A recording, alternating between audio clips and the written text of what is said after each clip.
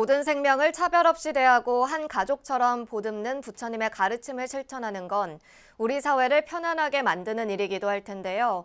주위로부터 외면받는 법무보호 대상자들을 살피며 사회복귀에 앞장서고 있는 한국법무보호복지공단의 김영순 경기지부장을 전경윤 보도국장이 만났습니다.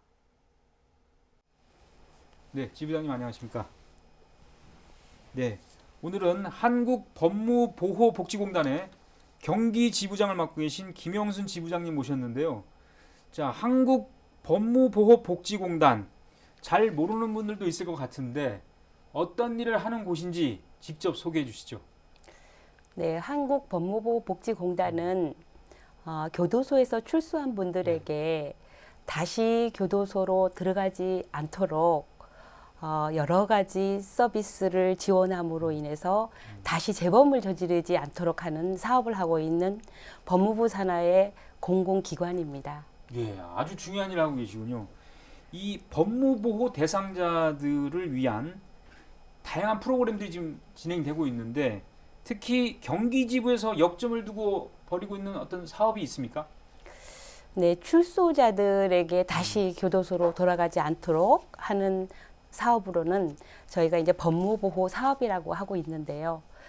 가족 지원을 해주기도 하고, 취업 지원을 해주기도 하고, 상담 지원을 해주기도 하고 해서 4가지 파트로 다양한 서비스를 하고 있는데요.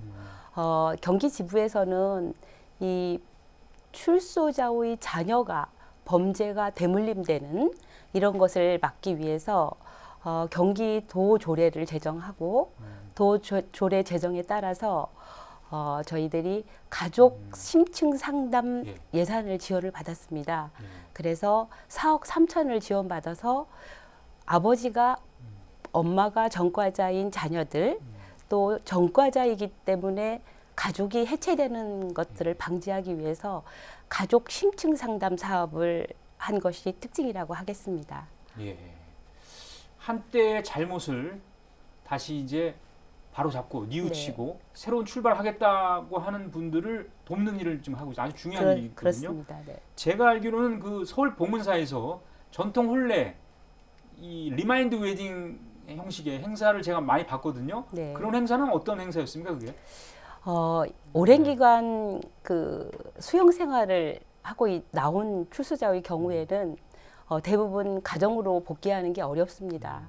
그리고 또 사랑하는 아내가 있어도 경제적인 여건 때문에 혼례를 치르지 못한 그런 가구들을 대상으로 저희가 지역사회 자원들을 모아서 자원봉사자들이 손수 준비한 혼례식을 치르는 건데요. 서울에서도 강남 봉은사에서 2년 동안 16쌍의 합동 혼례를 치른 바가 있고요.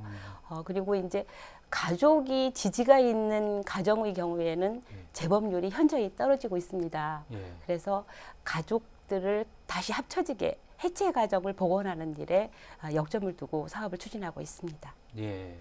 그러니까 이제 구치소나 이런 곳에서 살다가 나오신 분들이 다시 이제 혼례 행사를 갖고 새로운 출발 다짐하고, 그죠? 그런 행사였지 않습니까? 상당히 의미가 있는 행사고 지금 경기지부로 가셔가지고 거기서도 하고 계십니까?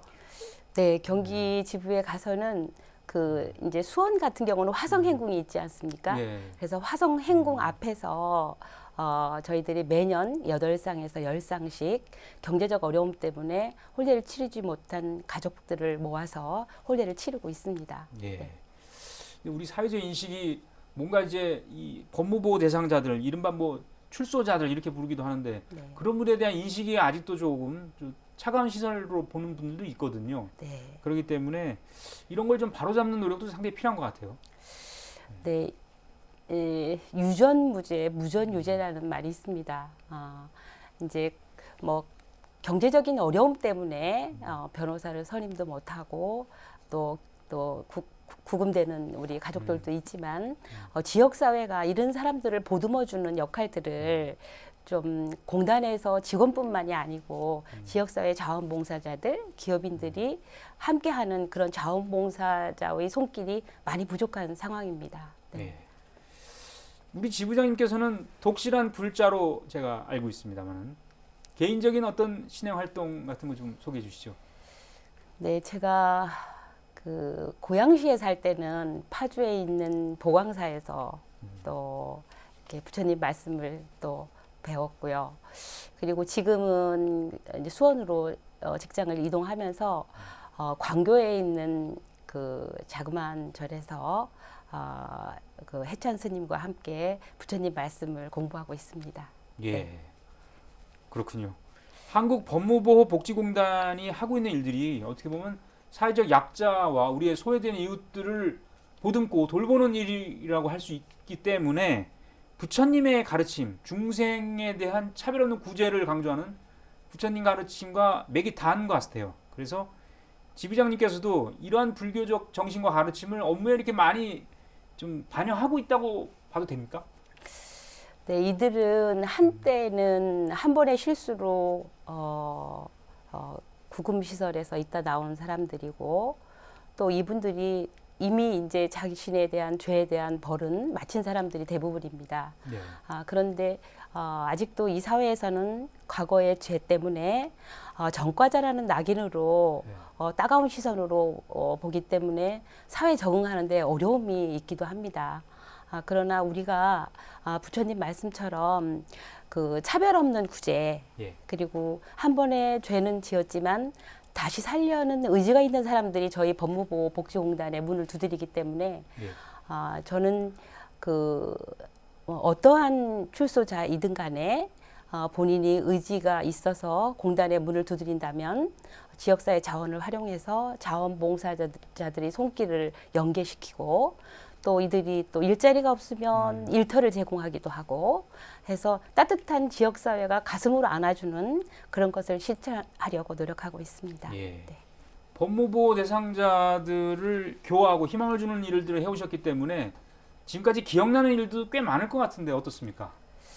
반드시 자기가 사회에 나가서 이렇게 도움을 자신에게 준 것처럼 사회에 자기도 좋은 자원봉사자로 활동했으면 좋겠다라는 말씀을 한 출소자가 있었어요.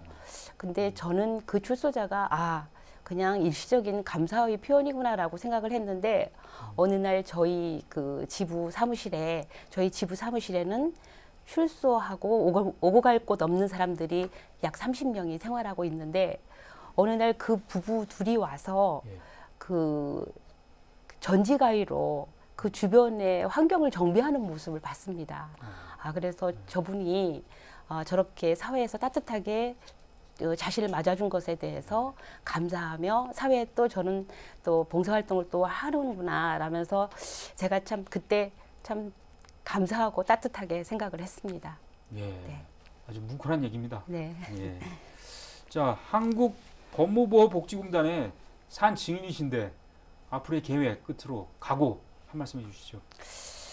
네, 그 한 번 죄를 지은 우리 법무보호 대상자들에게 사회가 따뜻하게 따뜻한 시선으로 그들을 맞이한다면 우리 가족들은 온전한 자립으로 사회에 또 올바른 일을 할 수 있을 거라고 생각합니다. 지역사회의 자원봉사자들의 손길도 부족하고요. 그리고 출소자들을 온전한 자립을 하는데 예산도 많이 부족합니다. 그래서 지역사회의 많은 기업인들과 또 시민들이 저희 법무보호 사업에 함께 손길을 내주셨으면 좋겠습니다. 알겠습니다. 네, 앞으로 한국 법무보호복지공단의 그 일, 하는 일에 대해서 열렬히 응원을 하겠습니다. 한국 법무보호복지공단 경기지부 김영순 지부장과 얘기 나눠봤습니다. 오늘 말씀 대단히 고맙습니다. 감사합니다.